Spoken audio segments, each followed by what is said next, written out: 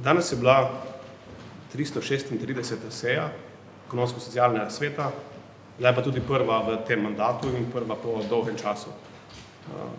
Tisto, s čimer smo začeli in verjamem, da je to dober temelj za nadaljevanje, je, da si iskreno želimo znotraj socialnega dialoga, in to v tem primeru Ekonomsko-socialnega sveta, skupaj iščemo na eni strani širši družbeni konsenz o tem, kam želimo kot družba, hkrati pa, da iščemo tudi za vsak posamezen korak čim boljše rešitve.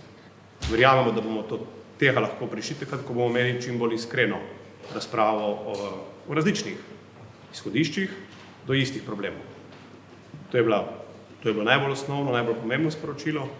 Hkrati smo pa tudi pojasnili ključne prioritete vlade, ne samo te, ki so zapisane v koalicijski pogodbi, ampak z vidika tega, kar nas čaka v prihodnjih mesecih, ki bodo zelo intenzivni. V bistvu sem se tudi opravičil, da bomo nekatere postopke skrajševali, ne zaradi tega, ker ne želimo vključevati kogarkoli v njih, ampak zaradi tega, ker so razmere, zunanje okoliščine nas silijo k temu, da smo zelo hitri in odzivni pri pripravi ukrepov. Posebej smo izpostavili področje draginje, tako prehranske kot energetske, in pa tudi področje zdravstva.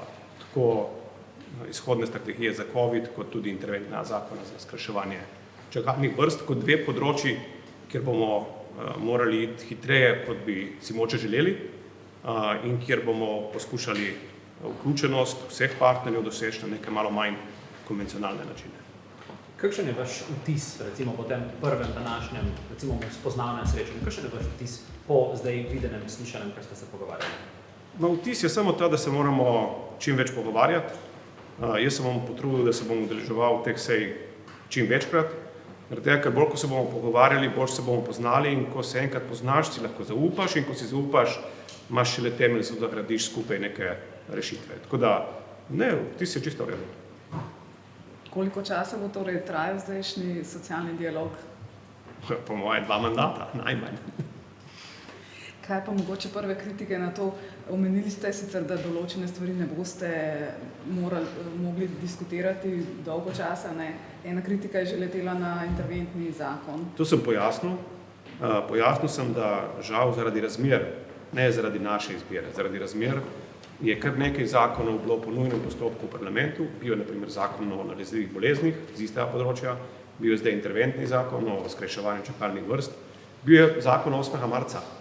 Vsi ti zakoni so šli mimo Ekonomsko-socialnega sveta, jaz sem to pojasnil, da so razmere take, hkrati sem pa pozval in odprl ravno dialog o tem, kako te zakone, ki so bili zdaj sprejeti, na jesen v rednih postopkih izboljšati. Mi nismo zato, da ko je zakon sprejet, potem postane nedotakljiv. Ravno obratno. Želimo si, da so vsi ti zakoni živi in da pridemo z novelami, ki pa bodo predebatirane v široki javnosti in o katerih bomo iskali v družbenem dialogu, socialnem dialogu čim boljše rešitve, da z njimi pridemo na jesen in potem te zakone izboljšamo. Jaz imam še eno vprašanje, mogoče zunaj tega, a ste mogoče seznanjeni, oziroma vas prosim za komentar te novice, ki je prišla, da so si ministri prejšnje vlade v bistvu za precej visoke zneske izplačali svoje po večini dopuste. Ja, to ni stvar predsednika vlade. Jaz verjamem, da zato obstaja generalni sekretariat, ki je verjetno to izvajal. Jaz se ne morem spuščati v pravilnost postopkov. Če so bili pravilno izpeljani, so bili. Če niso bili, se bojo morali sami zagovarjati. Mislim, da je to neka nova praksa v državni upravi, ampak pri vsemu temu, kar smo videli v prejšnji vladi, je bilo takih novih praks kar nekaj, tako da to samo potrjuje njihove vzorce. Ampak imam pa dobro novico.